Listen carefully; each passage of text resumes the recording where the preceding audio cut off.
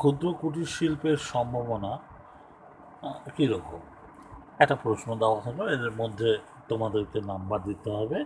ধরো 3 নম্বর বা 4 নম্বরের একটা প্রশ্ন। তখন তোমাকে বলতে হবে ক্ষুদ্র কুটির শিল্পের যে সম্ভাবনা এবং সমস্যাগুলো গত 1 দশক ধরে দেখা যাচ্ছে, তাদের মধ্যে অন্যতম হলো ক্ষুদ্র, ছোট ও মাঝারি উদ্যোগ নীতি, যে 2013 এবং 13 থেকে 18 পঞ্চম পঞ্চবার্ষিকী এই পঞ্চম বলছি, একাদশ না দ্বাদশ পঞ্চবার্ষিকী পরিকল্পনায় ঘোষণা করা হয়েছে। ওগুলো একটা সমস্যা। উদ্যোগ নীতিটাই অনেকটা নাকি মালিক স্বার্থ রক্ষা করে, অন্য কিছু না। পশ্চিমবঙ্গের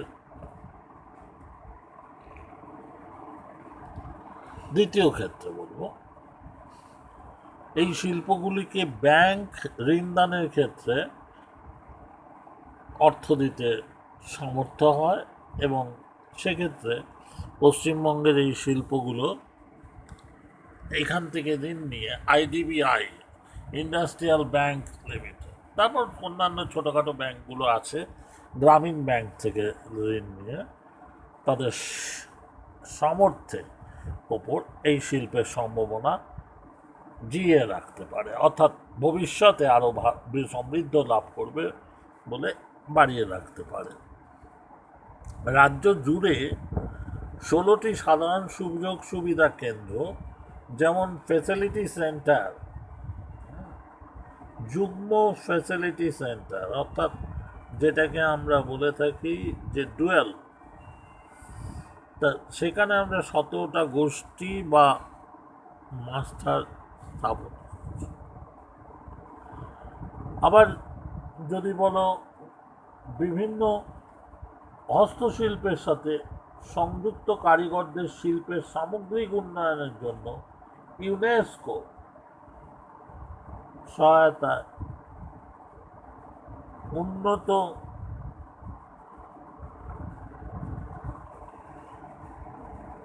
সমস্যার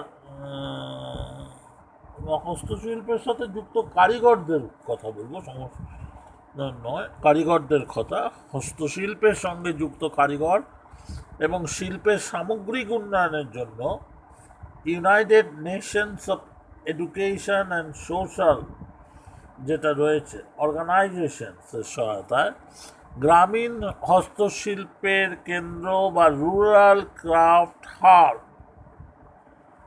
গ্রামীণ হস্তশিল্প কেন্দ্র, ইংরেজিতে যার নাম হচ্ছে রুরাল ক্রাফট হাব, তাকে সমস্যাগুলোকে উপস্থাপনা এই ধরনের গৃহীত হয়েছে। আবার দুর্গাপুর রাজারহাটে বিশ্ব বাংলা হাট ইতিমধ্যে সমস্যার সমাধানে এগিয়ে এসেছে। শান্তিনিকেতনের হাটটি তোমার শুরু হয়েছে, আর সেখানে পুরুলিয়া, বিষ্ণুপুর, আলিপুরদুয়ার, শিলিগুড়ি, ঝাড়গ্রামেও আরবান হাট স্থাপনের কাজ শুরু হচ্ছে।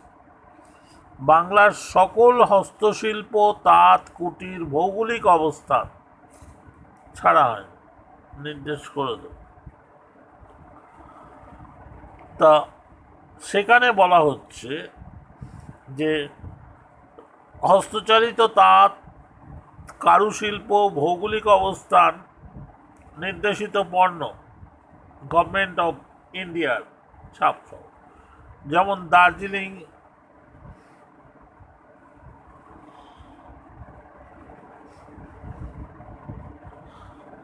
দার্জিলিংয়ে চা, লোক সংস্কৃতি ইত্যাদি সম্প্রসারণের জন্য রাজ্যের উন্নয়ন সভা বলতে পারো এক্ষেত্রে সাফল্য এনে দিয়েছে। সম্প্রসারণের জন্য রাজ্য সরকারের বিশ্ব বাংলায় এক্ষেত্রে উল্লেখ্য ভূমিকা নিয়েছে। সেক্টর 5 না সেক্টর 4-এ বোধহয় এই ব্যবস্থা রয়েছে। বড় বড়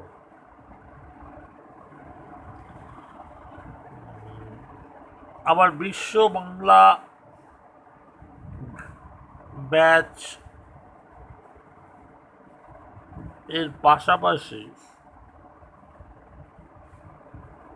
আমরা দেখব যে কলকাতা বিমানবন্দরে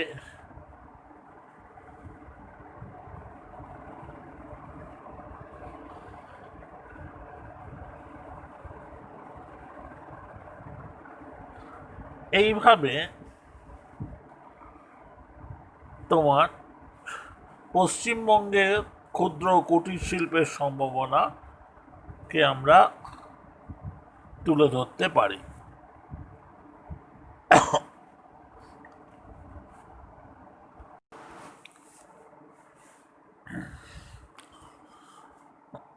ছাত্রদের শিল্প সম্পর্কে যেটুকু পড়ানো দরকার বা প্রয়োজনীয়তা রয়েছে পরীক্ষাকে কেন্দ্র করে, তার সমস্তটাই আমি তোমাদের কাছে পৌঁছিয়ে দিলাম।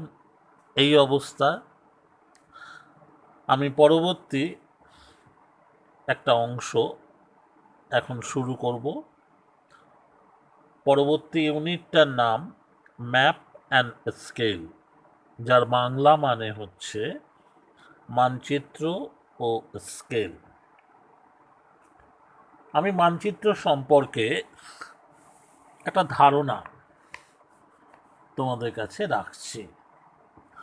Concept of map and scale. আমরা তো সবাই মাঝে মাঝে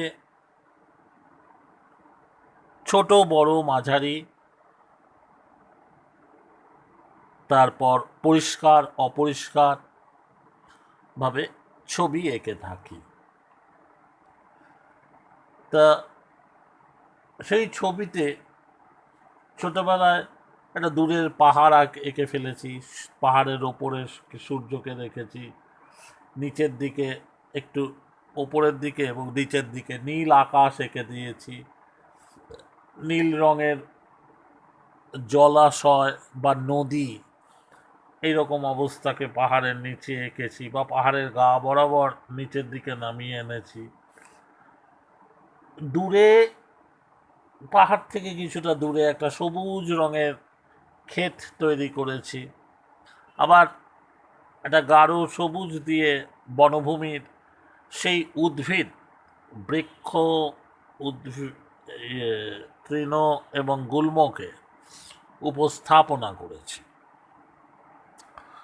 লাল রঙের রাস্তা করেছি, বাড়িঘর করেছি, কালো রং দিয়ে রেলপথ এঁকে দিয়েছি, ইত্যাদি এগুলো করেছি। তা এই যে আঁকাটা, এটা কোনো মাপে হয়নি, এটা কোনো মাপে হয়নি। ফলে আমরা তলায় লিখে দিতে পারি নট টু স্কেল। কিন্তু যখন একটা কাগজে আয়তাকার বা বর্গাকার বা ত্রিভুজাকার বা অনিয়তাকার জ্যামিতিতে আমরা এই বিষয়গুলোকে, উল্লেখিত বিষয়গুলোকে উপস্থাপনা করছি, তখন তার পরিমাপ করে আমরা একটা স্কেল পাচ্ছি, যে স্কেলটা হচ্ছে ওই মানচিত্রের ক্ষেত্রে কতটা দূরত্বকে মুখ্যভাবে এবং গৌণভাবে উপস্থাপনা করছে। ফলে বাড়িটা পাহাড় থেকে কততে দূরত্বে, পাহাড় থেকে নদীর দূরত্ব কত, পাহাড়ের পাদদেশ আর শীর্ষস্থানের মধ্যে দূরত্ব কত, ধরো 5 সেন্টিমিটার দূরত্ব, শীর্ষস্থান থেকে পাদদেশ। তা 5 সেন্টিমিটার তো এটা স্কেলে পেলাম দূরত্ব, সিজিএস পদ্ধতিতে, কিন্তু স্কেল অনুসারে কত?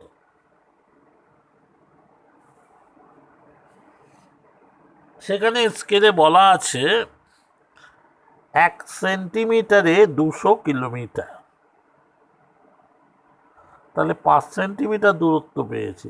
শীর্ষদেশ থেকে পাদদেশের দূরত্ব কত হবে? কত হতে পারে? 5 × 200। তাহলে কত দাঁড়ালো? 1 সেন্টিমিটারে 5 তো নয়, এখানে 1 সেন্টিমিটারে বলছে 200 কিলোমিটার, আর মোট দূরত্ব 5 সেন্টিমিটার। তাহলে 200 × 5 কত হবে? 1000। 1000 কি সেমি না কিমি? কিমি, কারণ 1 সেন্টিমিটারে 200 কিমি। তাহলে মানচিত্রের সংজ্ঞা দিতে গিয়ে আমরা বলবো যে কোনো কাউন্ট্রি বা রিজিয়নের এক বা একাধিক ভৌগোলিক তথ্যকে সঠিক চিহ্ন ও সঠিক মাপে অঙ্কন করে বা নকশা তৈরি করে যে বিশেষ চিত্রটি প্রকাশ পায় সেটাই হলো মানচিত্র।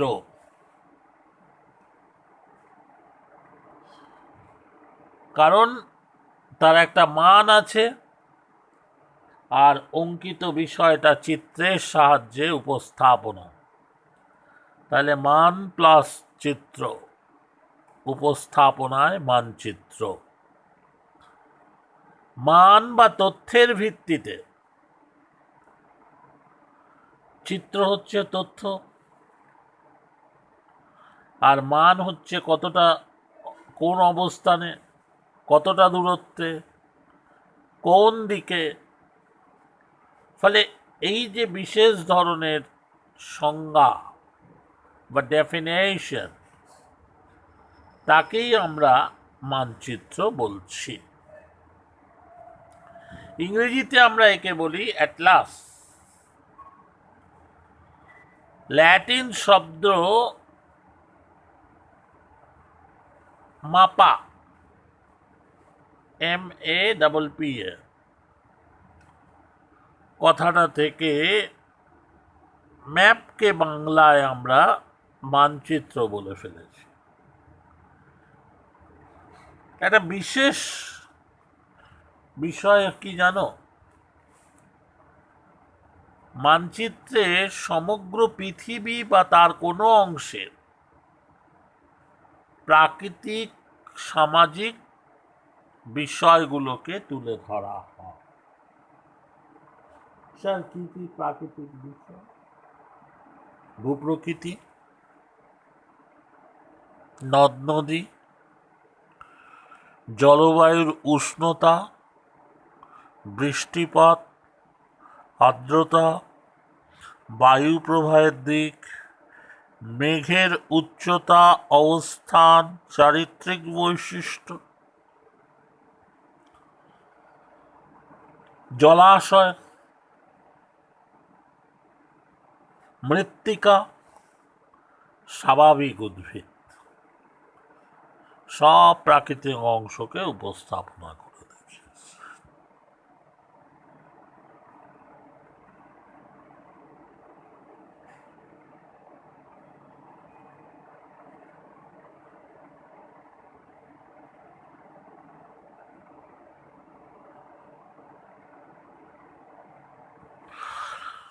এইবার আমরা দেখব যে মানচিত্রের সামাজিক বিষয়গুলো কি কি। আর্থসামাজিক, দেখো কৃষিজ সম্পদ, খনিজ সম্পদ, যে সম্পদগুলো আছে আলাদা করে নাম বললাম না, যোগাযোগ এবং পরিবহন ব্যবস্থা, এখানে সড়কপথ, রেলপথ, এমনকি আকাশপথও থাকে। আবার সামাজিক বিষয়ের দিকে আসলে জনসংখ্যা, জনঘনত্ব, সাক্ষরতা, জনবসতি, urban and rural both side, পৌর এবং গ্রামীণ দিক থেকে উপস্থাপনা থাকে।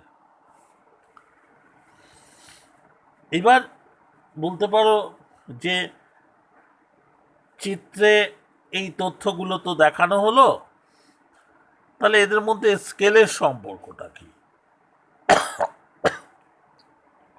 অর্থ আছে দুটো, একটা আবিধানিক অর্থ আর একটা ভূগোলবিদ্যায় স্কেলের অর্থ। আবিধানিক অর্থটা হচ্ছে দাঁড়িপাল্লা, ওজনটা কত কত, এর সাপেক্ষে ও কত, ওর সাপেক্ষে এ কত। আর যেটা ভৌগোলিক অর্থ, সেটাকে আমরা বলতে পারি একটা বিশেষ চাহিদায় নিয়ে গিয়ে। স্কেল বলতে আমরা বুঝি মাপনী বা রুলার,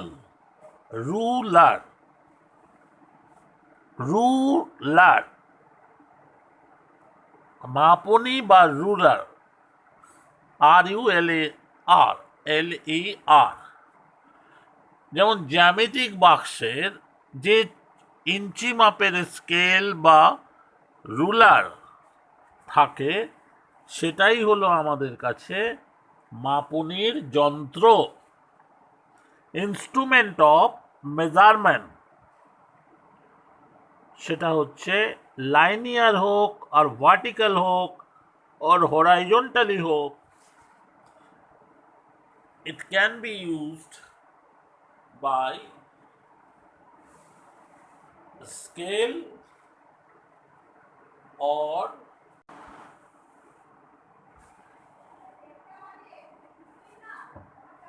আমরা স্কেল কথাটির আবিধানিক অর্থ তাহলে এই জায়গায় দেখলাম যে জ্যামিতি বাক্সের 6 ইঞ্চি যে রুলারটা রয়েছে, রুলারটা সেই 6 ইঞ্চি মাপের রুলারটাকে আমরা এখানে আবিধানিক অর্থে বলে ফেলেছি।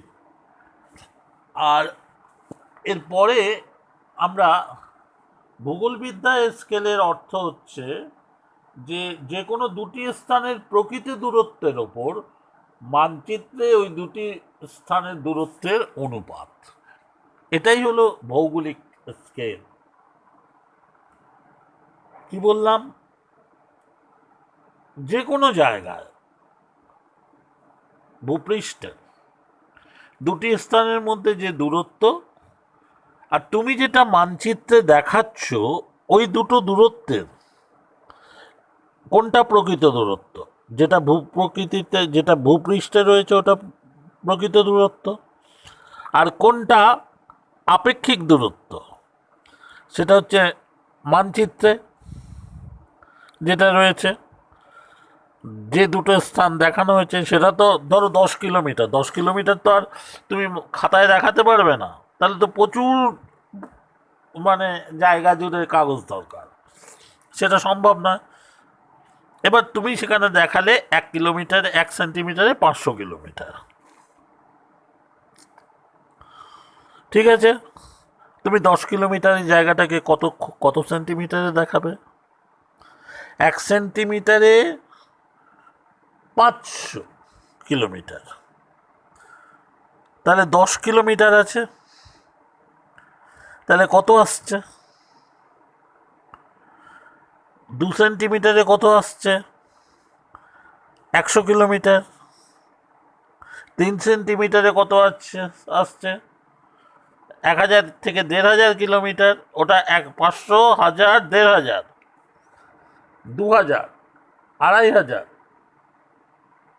তারপর 500, 1,000, 1,500, 2,000, 2,500, 3,000, 3,500, 4,000, 4,500, 5,000, 5,500, 6,000, 6,500, 7,000, 7,500, 8,000, 8,500, 9,000, 9,500, 10,000, 10,500। তাহলে কত হলো? 21,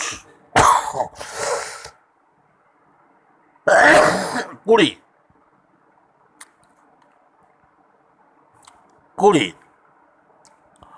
20 সেন্টিমিটার দূরত্ব যদি তুমি দেখাতে পারো, তাহলে সেই জায়গাটা হচ্ছে তোমার 10,000 কিলোমিটার।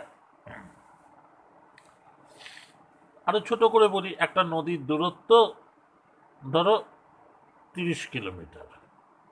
তুমি মানচিত্রে দেখালে 1 সেন্টিমিটারে 5 কিলোমিটার। পশ্চিমবঙ্গের মানচিত্র তুমি কত দেখাবে? কতটা আঁকতে হবে নদীটা খাতায় বলো? সেখানে 30/5 কত হয়? 6 সেন্টিমিটার। 6 সেন্টিমিটারের মধ্যে নদীটিকে উপস্থাপনা করতে হবে। মানচিত্র ও ভূমিতে দূরত্বের এই অনুপাতটা কথায় প্রকাশ করা যায়, আবার সংখ্যায় প্রকাশ করা যায়। সংখ্যায় প্রকাশ করলে রিপ্রেজেন্টেটিভ অফ ফ্র্যাকশন, অর্থাৎ সেখানে তোমার লব বাই হর এই জায়গাটা আসবে। আর সংখ্যায় যদি বলো 1 সেন্টিমিটারে 5 কিলোমিটার।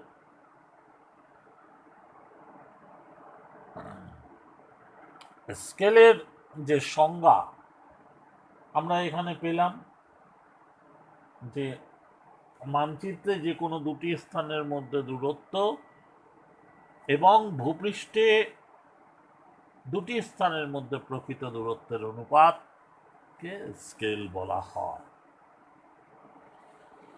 স্কেলের কতগুলো শ্রেণী বিভাগ আছে, প্রশ্নে আসতে পারে। শ্রেণী বিভাগ করো, তখন তোমাকে বলতে হবে যে বিষয়বস্তুর ভিত্তিতে একটা ভিত্তি তোমাকে বেস্ট করে নিতে হবে, তার ভিত্তিতে প্রাকৃতিক মানচিত্র, রাজনৈতিক মানচিত্র, বিষয়ভিত্তিক মানচিত্র বা থিমেটিক মানচিত্র। 4 নম্বরে মৌজা মানচিত্র। প্রাকৃতিক দিকগুলোর নিয়ে ভূপ্রকৃতি, জলবায়ু, মৃত্তিকা, স্বাভাবিক উদ্ভিদ, নদ নদী, এইগুলোকে নিয়ে একটা মানচিত্র, এটা প্রাকৃতিক মানচিত্র। রাজনৈতিক মানচিত্র, দেশের রাজধানী, রাজ্যের রাজধানী, জেলা শহর ইত্যাদি নিয়ে। সামাজিক মানচিত্র, জনসংখ্যা, শিক্ষার হার, এইগুলো নিয়ে একটা। বিষয়ভিত্তিক মানচিত্র বা থিমেটিক মানচিত্র, তার মধ্যে এই সামাজিক মানচিত্রের অংশটাকে রাখতে পারো, প্রাকৃতিক অংশ, রাজনৈতিক অংশ। আবার মৌজা মানচিত্র, এটা গ্রামীণ, গ্রামের প্রশাসনকে কেন্দ্র করে গ্রামের জমির ওপর যে মানচিত্র, সেটা গ্রামের সীমানা। এইভাবে আমরা মৌজা মানচিত্রের অংশে আসতে পেরেছি। আর যখন কোনো বিষয়কে ভিত্তি করে মানচিত্রটা আঁকবো, সেটা হবে থিম্যাটিক ম্যাপ বা বিষয়ভিত্তিক ম্যাপ, বা তোমার যা বলো তোমরা, বিষয়ভিত্তিক মানচিত্রই বলা হয়। আমরা ইংরেজিতে বলি ওটাকে thematic map. National atlas and thematic mapping organisation, Kolkata salt লেকে অবস্থিত। এটা কেন্দ্রীয় সরকারের, এরাই যাবতীয় ম্যাপ গবেষণা করে বার করে থাকে, বুঝতে পারো। আর মৌজা মানচিত্র হচ্ছে আমাদের একক, গ্রামীণ প্রশাসনের একক। এই হলো মৌজা মানচিত্র। আর যদি মানচিত্রের শ্রেণী বিভাগ করতে বলে, তাহলে কি করে করবে? দেখো, মানচিত্রের শ্রেণী বিভাগটা ক্ষুদ্র স্কেলের মানচিত্র, মাঝারি স্কেলের মানচিত্র, বৃহৎ। লার্জ স্কেল বড়, মিডিয়াম স্কেল মাঝারি, স্মল স্কেল সেটা হচ্ছে ক্ষুদ্র স্কেলের মানচিত্র। এবার মানচিত্রের স্কেলটা কেমন দাঁড়াবে? ক্ষুদ্র স্কেল যদি হয় তাহলে দেখো 1:1 লাখ, 1:1 লাখ। আবার মাঝারি স্কেল যদি হয় 1:50,000। আর যদি বড় স্কেল হয়, ক্ষুদ্র স্কেল একেবারে লার্জ স্কেল, তাহলে সেখানে বড়, অর্থাৎ 1:3960 মৌজার স্কেল, এটা মৌজা ম্যাপের। আর যদি আমাদের এদিকে সার্ভে অফ ইন্ডিয়ার ম্যাপে চলে আসো তাহলে 1:10,000, 10,000, 1:10,000। এইটা হচ্ছে তোমার বৃহৎ স্কেল। সংখ্যাটা যত বড় হবে তত ক্ষুদ্র স্কেল, যত ছোট হবে মাঝারি স্মল স্কেল। আর মাঝারি স্কেল তখন ওই এদের মধ্যবর্তী, ক্ষুদ্র বৃহতের মধ্যবর্তী স্কেলে আসবে।